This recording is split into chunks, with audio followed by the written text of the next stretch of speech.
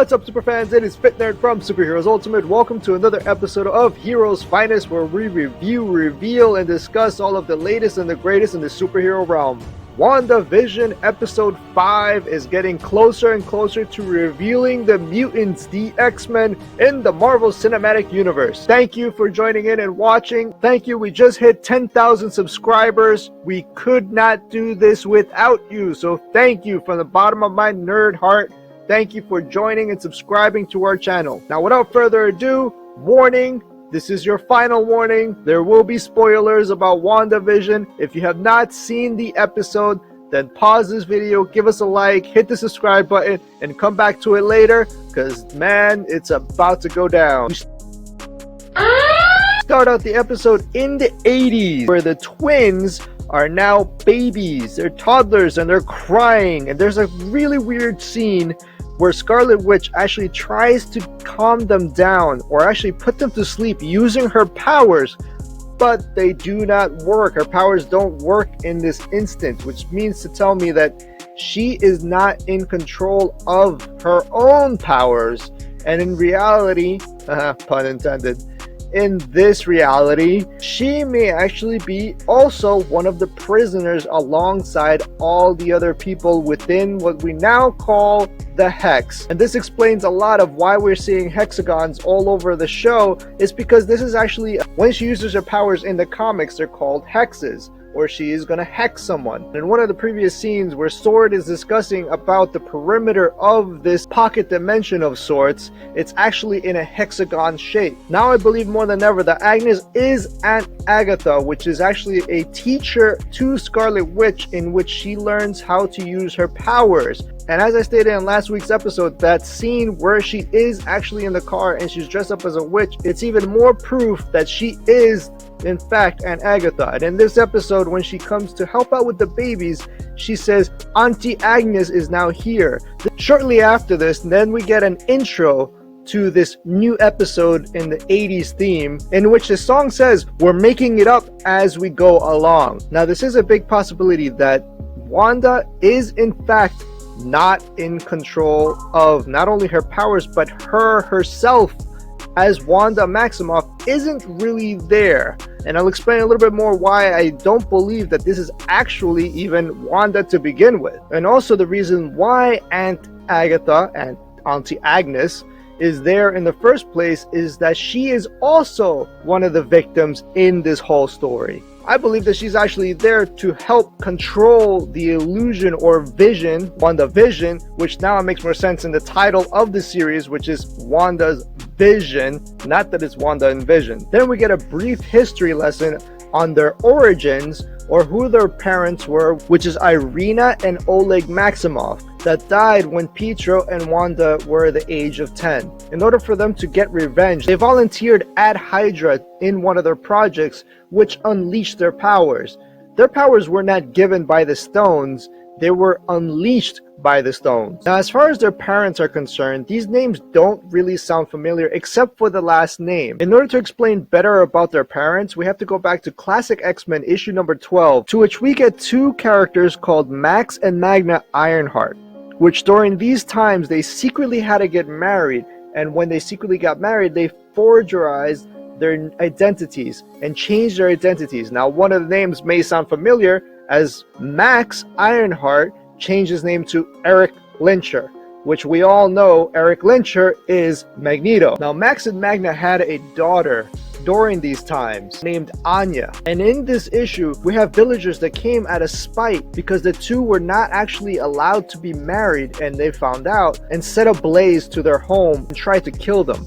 In the process, Magneto goes all blazing balls of glory and releases all of his powers, which at the time Magna had no idea that he even had powers of magnetism. Now, if this all sounds familiar, it's because we did see this happen in X-Men Apocalypse, where Eric Lyncher has a wife that does not know about his powers and has a daughter. Now, the daughter does get killed when the villagers find out that he is a mutant. This is what happens in the movie. In the comic books, it's because they were not allowed to be married at the time. Now, since the daughter gets killed and he releases all this rage of powers and kills all of the villagers that came to attack them, Magna freaks out and just flees. Then we need to flash forward to Avengers 185 and 186, where we discover where Magna actually flees. Within these issues, we discover that she is very heavily pregnant with the twins, and she goes to the mountain where Bova and the High Evolutionary are. Here is where she actually delivers the twins, and soon after she delivers the twins, she flees again. We have no idea what happens to her. Actually, in the comics, they just leave it as a plot hole, basically. We have no idea what happened, but Bova is the one that is left with the babies, which is Wanda and Pietro, which, by the way, they don't have those names at that time. She takes the twins down to the village to a couple with the last name Maximoff, and this is why we have them both called Wanda and Pietro Maximoff. This is where the last name comes from. Now, within the new episode, we get Arena and Oleg Maximoff, which could be the MCU version of the parents of the Maximoffs that adopted them and then died when they were at the age of 10, which is the backstory that we get when we first get introduced to Pietro and Wanda Maximoff. Now, we also get a weird commercial with the paper towels called Lagos. Now, if you guys are familiar with Lagos, Lagos is where Scarlet Witch had a mission with the Avengers, and it turned out badly because she ended up killing a bunch of civilians within a building on this mission. And it even states within the commercial that Lagos is a paper towel that cleans up messes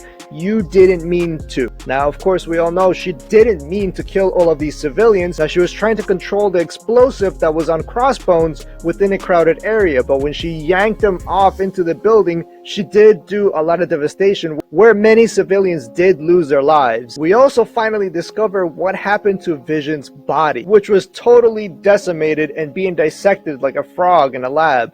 Obviously, Wanda would not want this for her Vision. So we see her go to the facilities and take his body back. Now, we also discover that Monica Rambeau has figured out that her clothes is actual real clothes, because Wanda can manipulate matter and objects on a molecular level. And the clothes that anybody goes in with actually just changes into another form of matter. And all of her clothes turns out to be bulletproof because she went in with a bulletproof vest. In fact, Marvel is so good that if you go back on the end credit scenes of Captain America, the Winter Soldier, and the post credit scenes where we first discover Wanda and Pietro for the first time, if you take a really close look at what Wanda is doing, most people just assume that she's actually just making a bunch of blocks float around.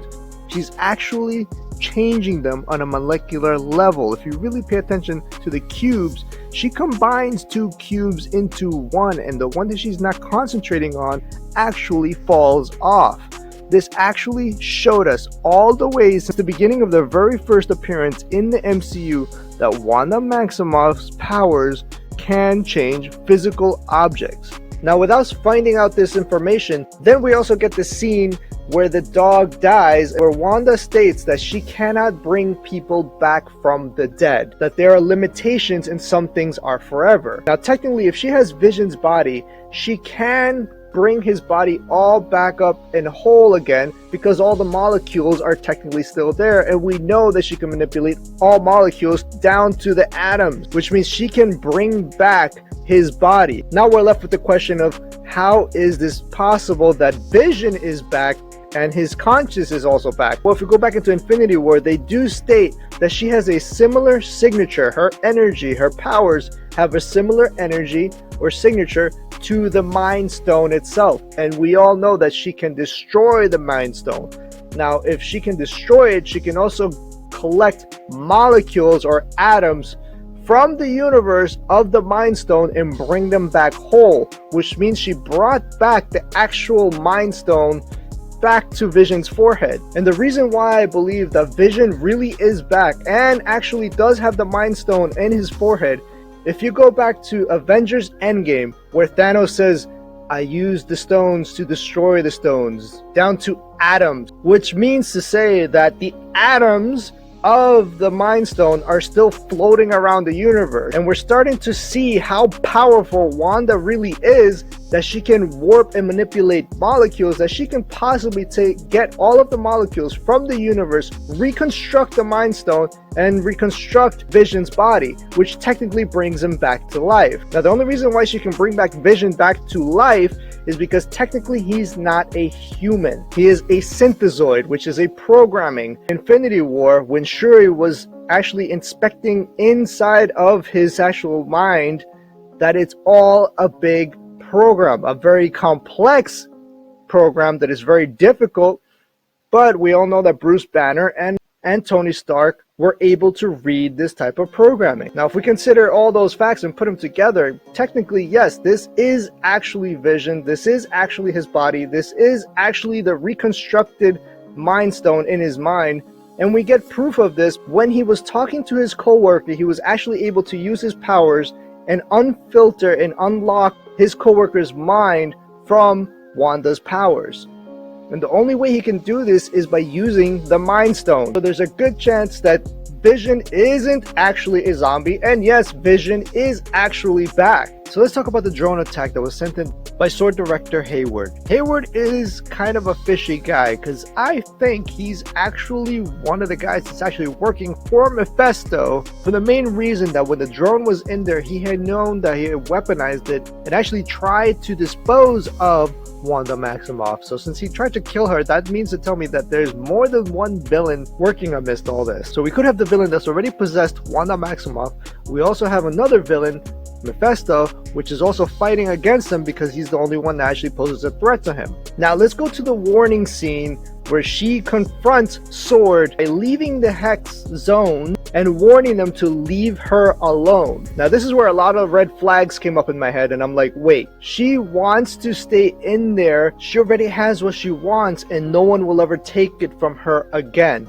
Now, at first glance, this seems like she's talking about Vision, how Vision was taken away from her. But then I think about her origin story. If we go back to Avengers Origins, where we learn about a being from another dimension, which is called Chthon. We're going to sidestep and go into the DC realm and think about a character named Raven. And Raven has her father embedded in a jewel in her forehead, which is always trying to seize control over her body because of her power. So he's trying to reconstruct himself to come back into this reality through his daughter's body. And we have something similar here because Chthon wants to reconstruct himself in the body of Wanda Maximoff because of her power set as a witch and the utilization of magic and controlling all of reality. She is one of the most powerful witches on the planet. I don't think she was actually talking about Vision at that moment, and I do believe that it was Chthon that was actually talking through Wanda Maximoff, because it's something that was taken away from him. All of this is for the children. For the children. For the children. So by going of the logic within the Avengers origin story that we learn about Chthon and how he tries to reconstruct himself using Wanda Maximoff, I believe he already has, and Aunt Agnes is actually there to kind of keep her in check, because she is trying to fight Chthon and try to take power again, and she's trying to control herself so she can be set free.